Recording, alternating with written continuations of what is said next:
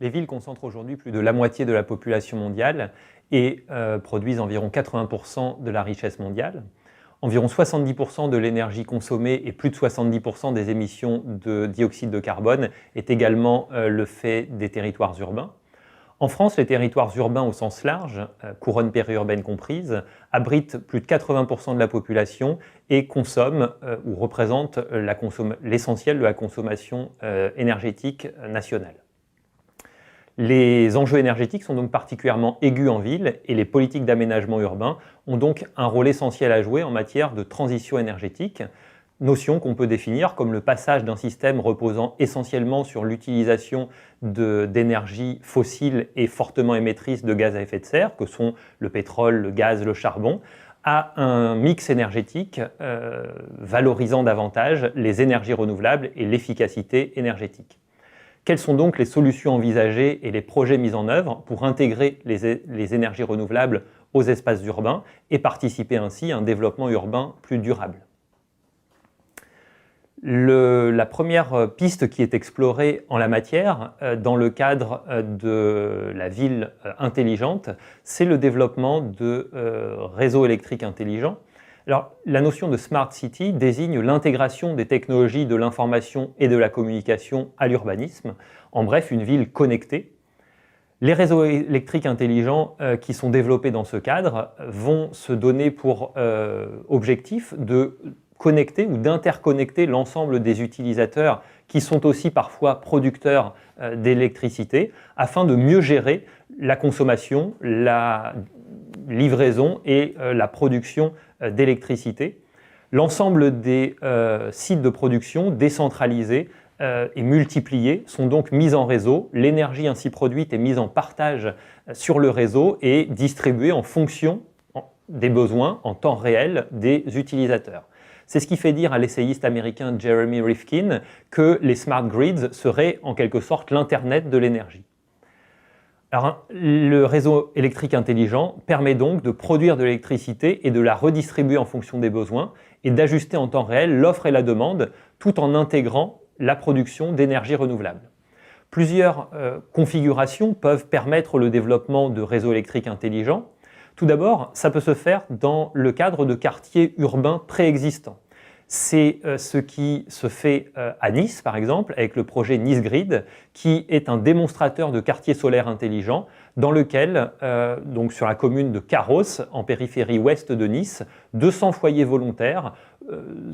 se font producteurs d'électricité grâce aux panneaux photovoltaïques qui sont installés sur les toits de leur maison. Et dans ce quartier de Carros, eh bien, des systèmes de stockage d'énergie sont développés, à la fois via des grosses batteries dans le quartier et puis via des batteries de plus petite dimension au sein de chaque maison. Les équipements électriques intelligents sont développés au sein de chaque maison, ce qui permet l'interconnexion de l'ensemble de ces foyers dans un grand réseau électrique intelligent connecté via des moyens informatiques. Une autre situation où un réseau électrique intelligent peut être mis en œuvre, c'est à l'occasion de la création de quartiers nouveaux. C'est notamment le cas au Japon avec le projet Fujisawa Sustainable Smart Town, ou ville durable intelligente, où là aussi l'accent est mis sur la production d'énergie solaire et d'énergie renouvelable à travers l'énergie solaire et également sur le stockage individuel de cette électricité. Et également, on retrouve ce réseau électrique et ce réseau informatique qui vont permettre d'optimiser la gestion de la production et de la distribution d'électricité. Un deuxième moyen très sollicité pour développer les énergies renouvelables au sein des territoires urbains, ce sont les réseaux de chaleur urbains, également appelés réseaux de chauffage urbain. À l'échelle nationale française, par exemple, dans la foulée du Grenelle de l'environnement, des objectifs ambitieux ont été fixés à l'horizon 2020 pour notamment augmenter la part des logements raccordés au réseau de chaleur, mais également, surtout, augmenter la proportion d'énergie renouvelable dans l'alimentation de ces réseaux de chaleur. Alors, un réseau de chaleur, c'est un système de distribution de la chaleur qui se situe à l'échelle intermédiaire du quartier ou d'une portion de la ville. C'est un système qui n'est ni totalement centralisé comme peut l'être le système électrique nucléaire, ni totalement décentralisé comme peuvent l'être les systèmes de production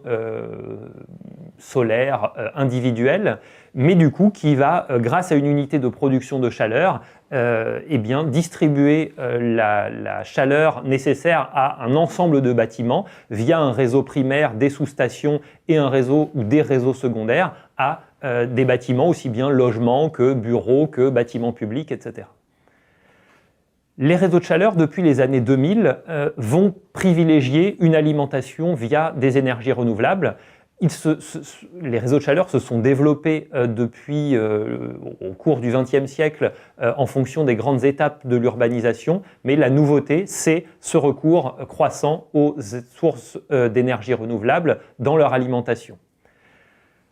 Un tiers à peu près des 450 réseaux de chaleur existants en France est alimenté par des énergies renouvelables, mais un certain nombre de collectivités font le choix de convertir leur réseau de chaleur pour les alimenter grâce à des sources d'énergie renouvelables. C'est ce qui s'est passé par exemple à l'occasion d'un nouveau quartier, l'écoquartier Ginko à Bordeaux, dans lequel précisément le choix a été fait de créer un réseau de chaleur alimenté par une chaudière bois, elle-même alimentée par des productions locales de bois des forêts d'Aquitaine. Et l'objectif ambitieux, c'est de couvrir l'intégralité des besoins de chaleur des logements et des équipements publics de ce quartier grâce à des énergies renouvelables et notamment grâce à cette chaufferie bois. Une autre configuration où les réseaux de chaleur peuvent être développés et intégrer les énergies renouvelables, c'est au sein des tissus déjà existants. En effet, la ville se renouvelle extrêmement lentement, 1% par an seulement du tissu urbain est renouvelé grâce à des constructions neuves. Donc agir dans les quartiers neufs, ce n'est pas suffisant pour atteindre les objectifs de transition énergétique. Il faut également agir au sein des tissus urbains existants. C'est le choix qu'a fait Orléans, en reconvertissant ces deux réseaux de chaleur existants qui fonctionnaient jusqu'à présent au gaz et au fioul, aux énergies renouvelables, notamment ces deux réseaux de chaleur sont désormais alimentés par des chaufferies bois. Là aussi, bois qui est collecté dans un rayon de 150 km autour de la ville, avec donc pas loin du quart de la population de la ville d'Orléans qui est aujourd'hui alimentée grâce à ces chaufferies bois. D'autres villes ou d'autres projets peuvent être beaucoup plus ambitieux, notamment en se donnant pour objectif de couvrir l'intégralité de leurs besoins énergétiques grâce à des énergies renouvelables. C'est par exemple ce qui se fait à travers le projet de Masdar City dans l'émirat d'Abu Dhabi. Le plan de cette ville nouvelle qui a été conçue par le cabinet d'architectes britannique Norman Foster se donne pour ambition justement d'être une ville zéro consommation, zéro rejet et zéro déchet et de là aussi couvrir l'intégralité de ses consommations énergétiques grâce aux énergies renouvelables, notamment en développant la production électrique grâce à des panneaux photovoltaïques, en produisant l'eau chaude sanitaire grâce à des panneaux solaires thermiques. L'alimentation en eau serait elle assurée par une usine de désalinisation, elle aussi alimentée par l'énergie solaire. Et puis enfin, les transports favoriseraient aussi des modes de transport électriques alimentés ou une électricité d'origine renouvelable, photovoltaïque, pour remplacer les voitures à moteur thermique par des voitures, des bus électriques ou des systèmes automatisés de transport électrifiés.